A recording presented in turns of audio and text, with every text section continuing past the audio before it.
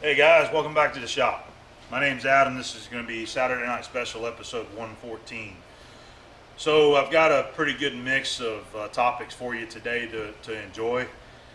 We've got some new tooling that I'm going to share with you. We've got some viewer gifts down here that's come in. We'll take a look at all of those. I've got some machining for you this week. We come over here and we do some milling over on the K&T. So we'll get to that. And we're going to talk about some milling cutters also. And what we're actually going to talk about is a way that I've been cleaning some of them. If you look behind me here, you see I got a few of them out on the table here. I got a couple boxes down here that I put them in, and whenever I need a cutter, I'm always having to pull the boxes out and go through them and look at them. Something that I'm trying to think of a better improvement on those cutters, because I definitely get tired of going to those boxes down there. But anyway, a lot of milling cutters have rust on them, surface rust, just from sitting around shops for years and years and not getting used, and they get moisture on them and they start rusting. Doesn't mean that they're bad, they're just ugly looking when they get the rust on them. Okay, I've kind of figured out a pretty good way to clean up cutters, and I'm sure I'm not the only one that's figured this out, but just for me, I've been using that evapo-rust and putting the milling cutters in there and letting them soak, and it works great. It makes them look brand new again. Doesn't turn them black or anything like that. It just works really good. So in the segment where I'm doing the milling, I'll actually talk about a couple of cutters, and I'm going to show you a couple angular cutters that are just got rust all over them. And I've actually got them clean now, and I'm going to take the camera down there and we'll take a look at those. So it'll be kind of backwards. You're going to see them clean and you'll see them dirty later. And I got some in the can there that we'll pull out. We'll take a look at those also. So that's what we're going to do today. I think I got a little bit of a barbecue segment from last weekend that I took. We're going to throw that in there. You guys have been missing out on some of the barbecue. And I think that's it for the content. I also want to give you a couple mentions though. Last week, I forgot about adding the photo challenge pictures into the video, and I apologize about that. I don't know why I missed it, but it did. I just totally slipped. I had the two videos that I had taken, and I forgot to put them into the software there when I was making the video, and totally overlooked it until somebody called me out on it on the video. So we're going to make sure that we add last week's clips into this video, and I've still got plenty more to share, so we'll drag a couple down each week and share them. Okay. Another note, you should all be getting your notifications now from T-Blaster about your t-shirts. Everybody that purchased one, they're starting to go out now. So by the time you see this, maybe another couple days or so, everybody should be getting their t-shirts. So they should be coming pretty soon. And thank you again for everybody that made their purchase and give me support there. I do plan on launching some more campaigns here in the future and throughout the year. I would like to relaunch both of the Shop Life campaigns. I've had a lot of people request. They still want to buy one, so we'll relaunch it for anybody who's interested in purchasing that shirt again. And I do have a couple new designs that I've been working up also, so I'd like to give those a shot later on and see what you think about those. And so anyway, I'll announce those t-shirt campaigns as we get ready to launch those. Okay, so let's go ahead and get to some more viewer mail and look at some cutters. Okay. Alrighty, here's our first. Well, this is our viewer mail of the week actually, and we got a bunch of taps here. These were all sent in by Tom Taylor from Butte, Montana, and he was very kind and wrote me a nice letter here and said that some of these may be junk, but some of them are still usable, and many of them are still usable. They still got the peel coat on them. Some of them are in tubes, and a lot of these are actually very usable sizes. And he just goes on to tell me about his machines. He's got a lathe, a mill, a Tormach 1100, a Sureline CNC, and all the miscellaneous stuff and welders and everything else that goes with it. So he also sent me an optical center punch, which is very cool. I do not have one of these. He says in his letter that he's got two of them, so he sent me one. So we'll take a look at that real quick. Optical center, and this is made by Products Engineering Corporation. They make some really nice tools. they do make the hook rules, hook scales, both in imperial, inch measurements, and metric.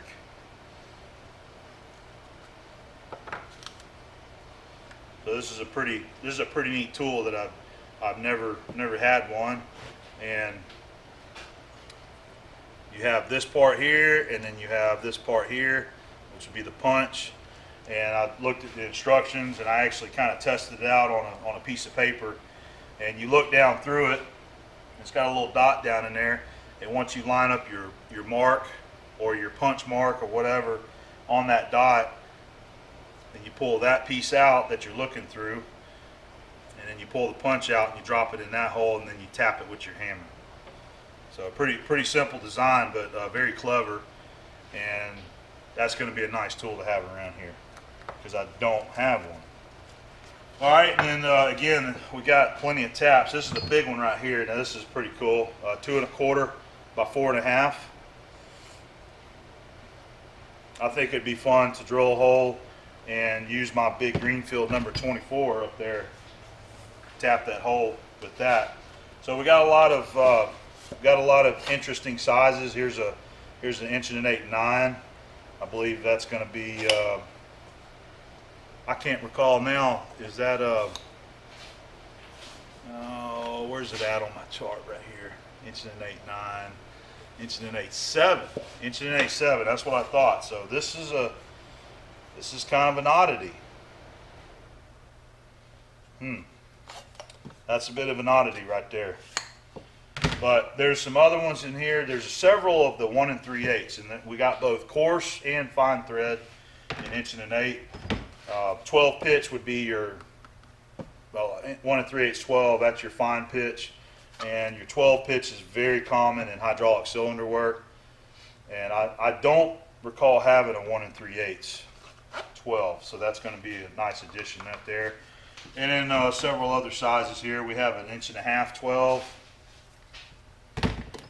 and there's an 1 1/4 12. There's another big coarse tap right here. I think that's another 1 3/8. Yeah, 1 3/8. And this one is new. I can tell it's never been used. It's really sharp. So a lot of really nice taps to add to the tap collection here. As I said, there are some that's dull. This one is really dull right here, so this wouldn't be usable. That's another big. That's an 1 1/2 6, but it's really dull. I mean, you can just rub your hand on it there. But anyway, Tom, thank you very much for the tools, man. The Optical Center was a great addition. We'll put that over in the lista, and I really appreciate you sending them to me, and hopefully these will make a difference in the future here on the job. Okay. These are the cutters that I've already soaked and already treated here. And in the video that you're going to see in a little bit when I was doing the milling, these are the 2 cutters that I pulled out that I said were full of rust. They were covered in rust, and now they look basically new. I didn't actually go out there and rinse them off because I took these out last night and it was dark out there, but I believe this leaves a sort of like a little bit of a rust inhibitor on it after you pull them out if you don't rinse them off. But they all turned out pretty good. This is what I use here, just a stainless pan, and keep the stuff in there.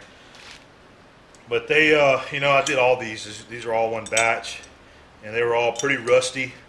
Now they look good again. This is a shell mill that you have actually seen me use in video before. Nice staggered tooth there.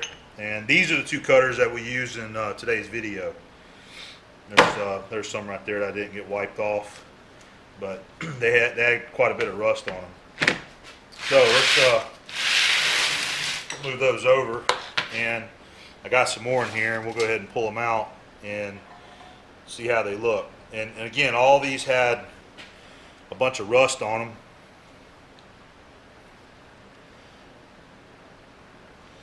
That looks like a new cutter, really.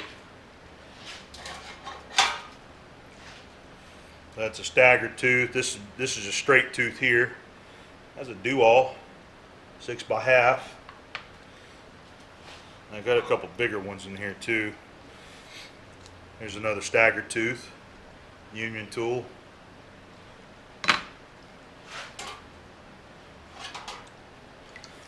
Here's a nice biggie right here.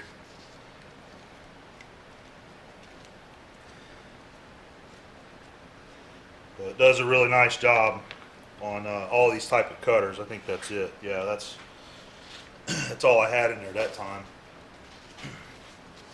So I'm continue to pull them out of the box and put them in here, because you know, you put a bunch of them, it fills it up.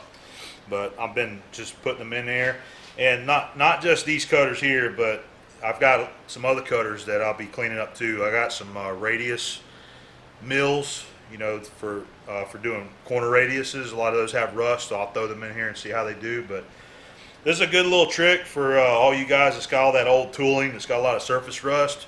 Just go buy you a gallon of this. I get mine at O'Reilly's, and I think it's like $22 for a gallon, somewhere around there, maybe $24. But you can use it over and over again for a while until it gets spent. So anyway, I just thought I'd share my something I've been doing this week, cleaning up some of these cutters here. So I went over to a friend's this week and been making a deal on a couple machines that we'll be talking about later. But there's also some tooling over there that I've been buying from him also. It's actually the same guy that I bought the big Kurt vise from right here, big 8-inch Kurt. And he has some tooling over there that I made a deal on.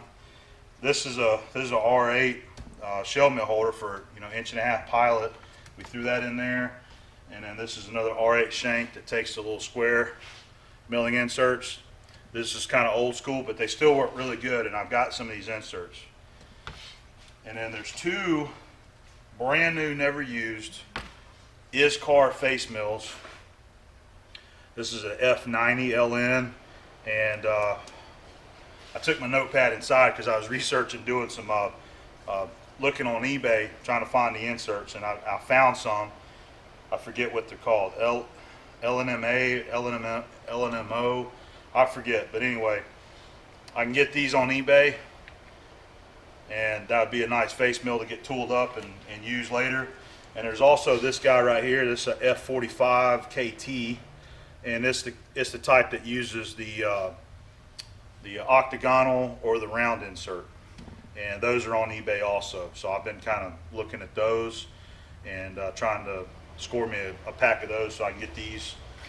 You know, these things are nice to have, but it's even better if you've got inserts for them, so that you have them ready in case you want to use them. You know, you could throw them in the mill and go. But also what we got is a box full of big end mills here. There's some stuff that he had bought a while back and never used, but it's a lot of big end mills that are still new. They got the coating on them. There's quite a few big ones. These look like some 3/4 right here. Brand new.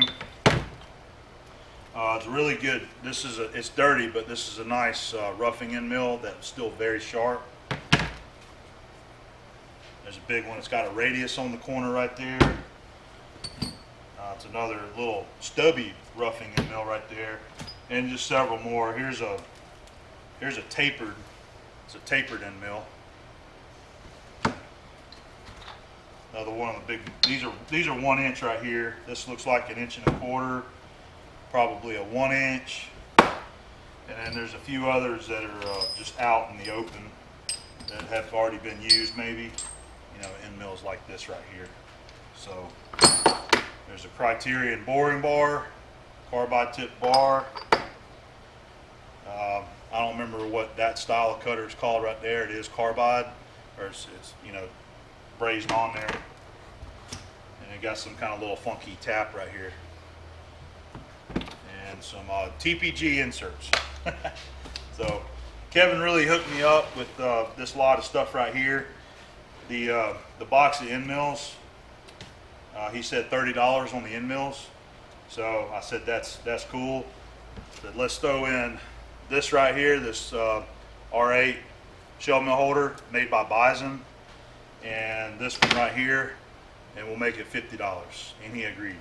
So this stuff right here I got for $50. That was a pretty good deal. This is all big boy K&T stuff right here, man. You know, so good collection of tools right there, and I got some more coming. We got some more things that I've told them that I wanted to buy from them. One thing you've already seen before, but it's that angle plate. Whenever I bought that vise, I bought this big hardened angle plate that mounts to the T-slots there.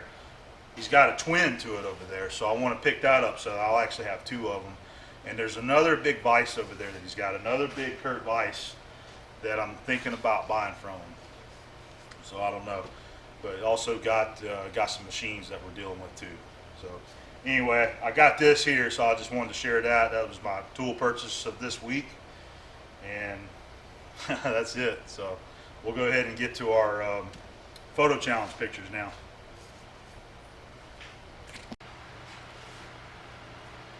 So we'll go ahead and get to a couple of our photo challenge entries for the A-Bomb photo challenge. So we'll jump right in. Our first one here, this is from Adi Gawilliam, and he is from Burton-on-Trent, England, United Kingdom. And these pictures is of a trip that he recently took with his wife, and they went on a tour to Iceland. And they went to look at a geyser there. I don't think he said exactly where that was, but very cool pictures there. And then we got the one of him posing in the "Do You Indicate Bro" t-shirt. Very cool. In his letter he said, not too often they get a crazy English guy posing in a t-shirt in the freezing cold while his wife takes a photo, I suppose. Also took some photos of some proper coaches, A-Bomb size. So those are awesome, man. Look at that. 1, 2, 3, 4, 5. So is that 10-wheel drive, man? I've never seen any of that like that. That's some serious off-road tour buses right there. Mountaineers of Iceland, Adventure Tours. Very cool shots there you got, Adi. I really appreciate you taking the time to take those pictures and send them to me to share on the channel here, okay? Thank you very much. This next entry, this is sent in by Bob Smith, and he's got my logo sitting underneath the hood of his 1940 Ford. He said it's got a 4 flathead V8 with an Eaton M90 supercharger from a Thunderbird SC. And he says that he's a retired mechanic, and he also has at home, he's got 2 lathes, 1 small milling machine, a full complement of Miller welders, and a plasma cutter. And he makes all the custom pieces for his projects himself. And he also says that he's an A-Bomb 79 size guy and drives the same exact Ram truck as I do. So, Bob, thank you for the picture. That's very cool, and looks like you're a true hot rodder there, okay? Hey guys, we got a little project that I'm going to work on this evening, and hopefully it'll be some nice S&S material. So what we got here, and getting ready to set up, I'm going to talk you through what I'm doing. This piece right here, we're going to do some milling on. All this is just a simple eye that was fabricated and welded on the end of a cylinder.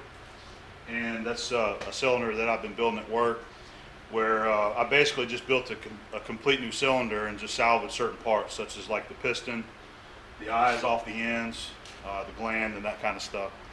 So I usually take it to the bandsaw and I just cut it off.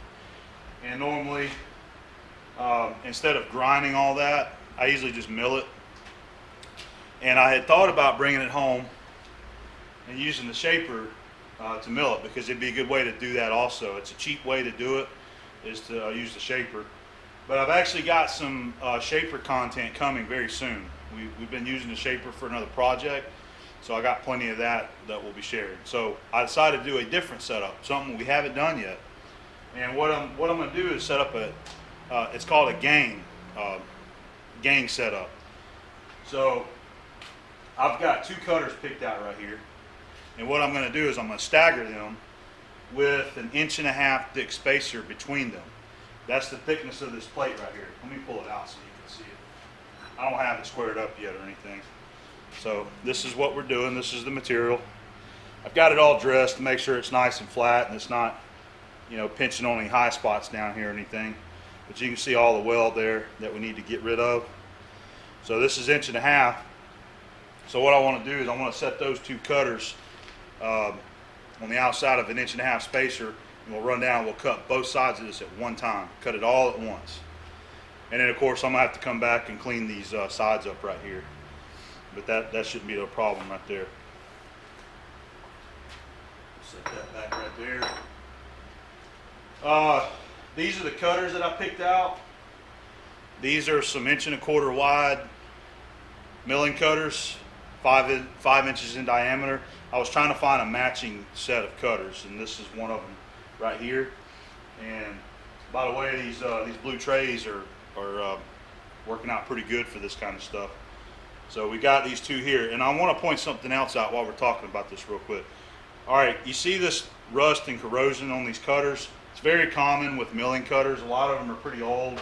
They've been sitting around shop environments that are not climate controlled or anything. I got another one right here that I'll show you. Be right back. Okay, what I was saying, I've got a lot of cutters, and some of them look like this. Now that doesn't mean that they're bad. It's just surface rust. Okay, I got two of these. These are 60-degree cutters right here, and they're still very sharp. They're just rusty. But that evapo-rust works really good on milling cutters. This is one that I had stuck in my container over there that's got evapo-rust in it. This was on one of those 1-inch arbors that I had got with the machine from James that was just really, I don't know, it was just really dirty and ratty looking. So I finally took it all apart, and this cutter was all rusted and nasty, and I dropped it in there and soaked it for, I don't know, a day or so, and it come out and it looked beautiful. So they do really good job. That evapo-rust works really good on cutters. So I'm gonna fill that thing up with some more of my milling cutters and clean them up some. So I just want to throw that out there for you guys. So anyway, we're gonna go ahead and start setting this up, and I'll get you some video of the setup. I'm gonna try to set the cutters as close to the machine end as I can, and move the arbor support, the running bushing in as close as I can also. I'm going to try to keep everything as tight in the machine as I can, all right? So let's go ahead and get started on it. All right, so I've still got a little bit of room right here that I can move the vise on back. And what I'm trying to do is eliminate as many of these old spacers that I can. These are the two that's been up on there for a while up here. And I'm gonna order some more. I bought some last year, but I didn't buy enough. I need to get some more. So this is a brand new running bushing that I'm going to use as a spacer all the way in the back right there. I think James had given me this whenever he came to visit. I've already wiped that face off. So I'm trying to make sure all the faces are clean. There's no chips to make them bind up. All right, and then, so like here's one of the cutters here, and I've already cleaned the face off of these with my Scotch-Brite, and we're going to run it this way. Actually, I need to go in here and do a little bit on the board. There's a little bit of crud inside there, so I'll be right back. All right, I think I got them Scotch-Brited good enough. All right, let's see how that's looking. Oh yeah, that's going to work out pretty good right there.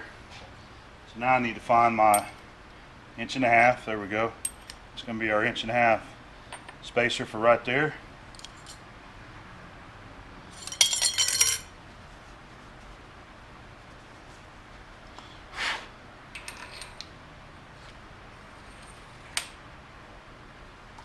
Now we're going to go with our other cutter. That's the direction we want.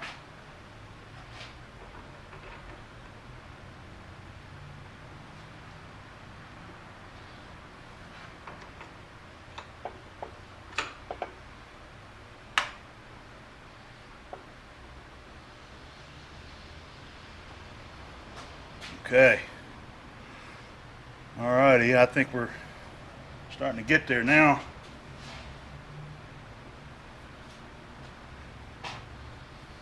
So now it's just a matter of stacking up a few more of these spacers. But what I want to do Alright, we'll use this 1.25 inches.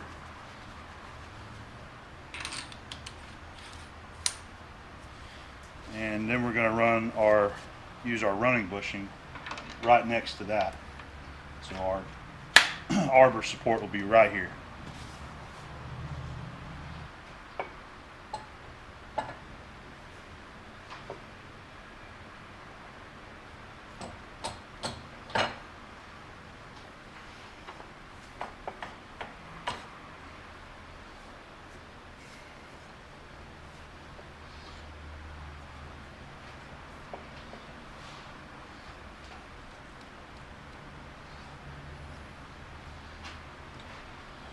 Alright, and then we just stack up. We're just going to stack it up until we can get our nut tightened up. But I want to move these things back so that they're not hanging out there so far. So let me do that.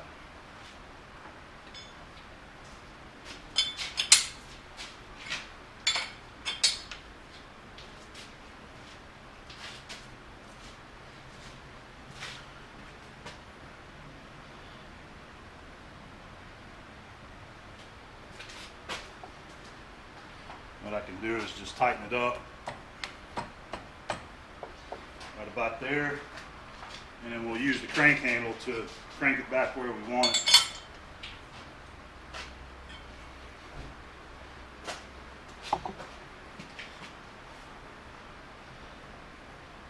Alrighty.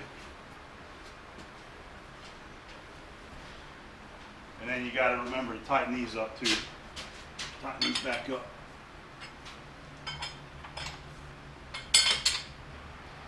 So let's see if we can make use of the rest of our new spacers. I don't think we got enough. I need to go dig through my stash and see if I can come up with another. Okay, I had a few more of the shorter spacers that are still new. We got them on there.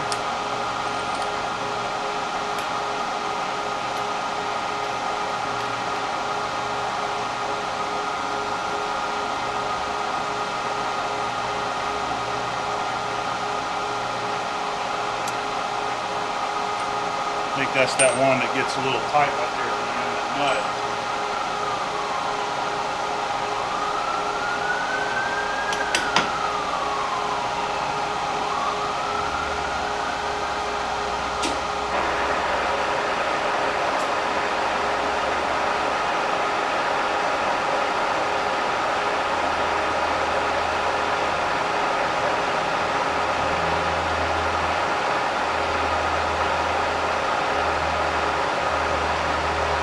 Not looking too bad inside this area, but you can see the run out down here.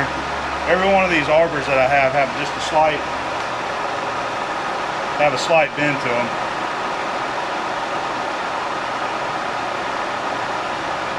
So we're going to roll with it.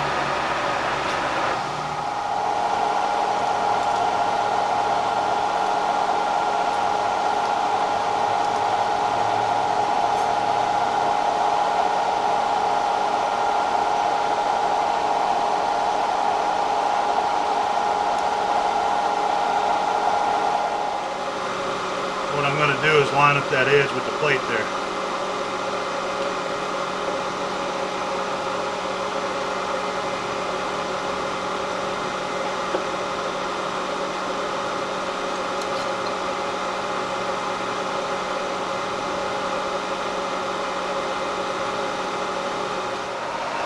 Alright fellas, here we go. I got the Noga Cool set up, trying to spray across both of them. A little bit aggressive, like that. I don't have my flood coolant hooked up on this machine yet. That's why I haven't been using it. I'm going to start the feed kind of slow and see how this reacts. By the way, I've got the vise as tight as I can get it by hand using that big handle. So I'm just hoping this got enough torque on it to keep it from kicking around.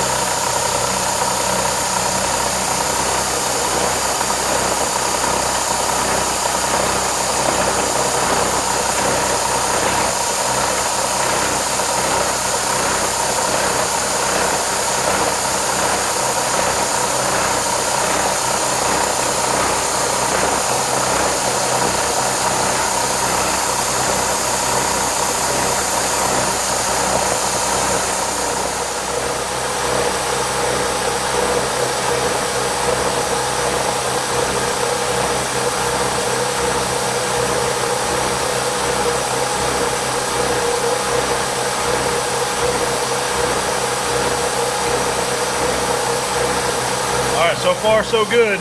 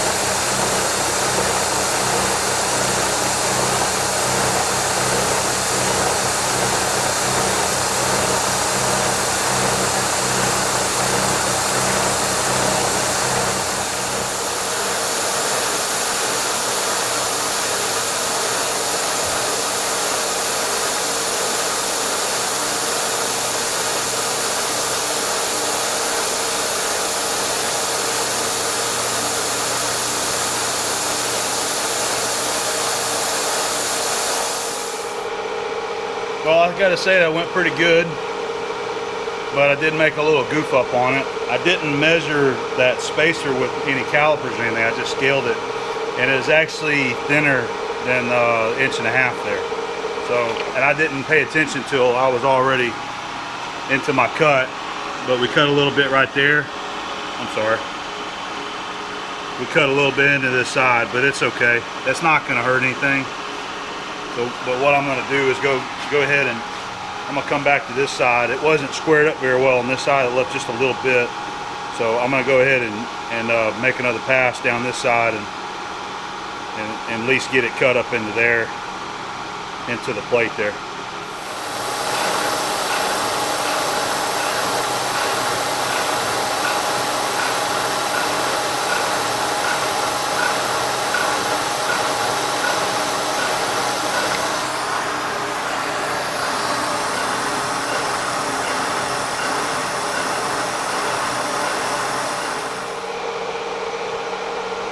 All right, we got that one kind of cut in there just a little bit. So what I'm going to do now, I'm going to break this setup down, and I want to go in there with a slab mill, and we're going to mill the top of this right here because it's not square. Bandsaw didn't cut it very square, so we're going to go ahead and make it flat like it is. So I'll be right back. Okay, so we got our roughing slab mill in here. And this thing does really good, and we're just going to use it to make it flat. Now it is higher on this side, so what I'm going to do is come down here to this side and raise the knee up and touch off and zero my readout, and then I'll come down here, reset my zero, and we'll make one cut. All right.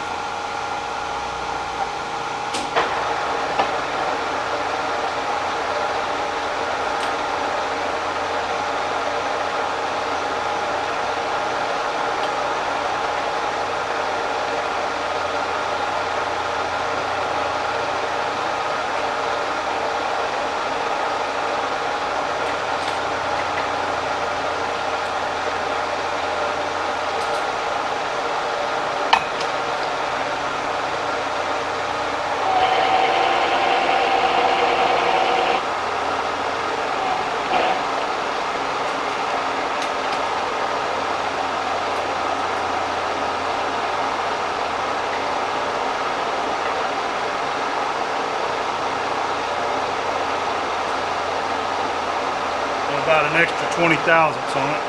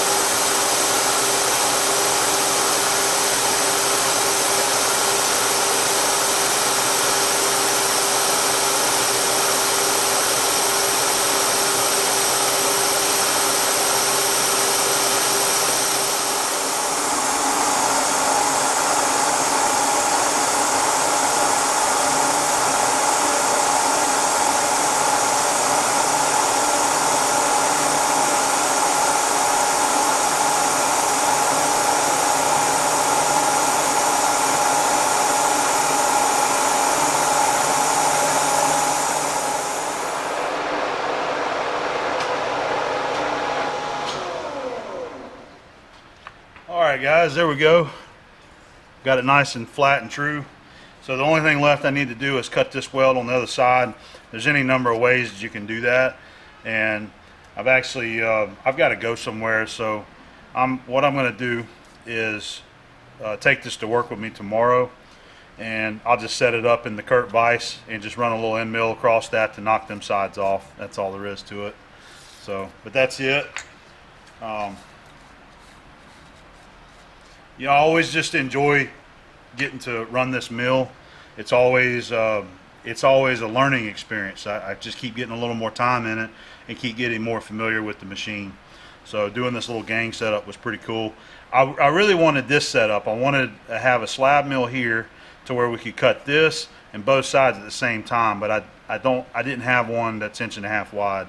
So that's why we cut the sides first and then the top.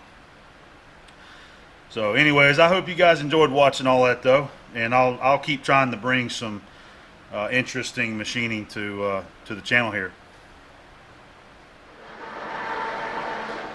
So it's Sunday and I've been watching my shaper actually work, get some jobs done. So it's down there, and you guys haven't seen a barbecue shot in a while, so I figured I'd show you what I'm doing. So we got the ribs on today. Got a couple slabs of the baby back spare ribs. Just kind of slow cooking them, indirect heat, probably about 4 hours. And I've also got some chicken in there marinating that I'll throw on here in a little while and cook it for a little while too. So chicken, ribs, these only been on here for maybe about 1.5 hours. And then also I'll do some broccoli, potatoes, and probably some corn too. So that's what we're eating this weekend. Alright, so here's a little update on the barbecue.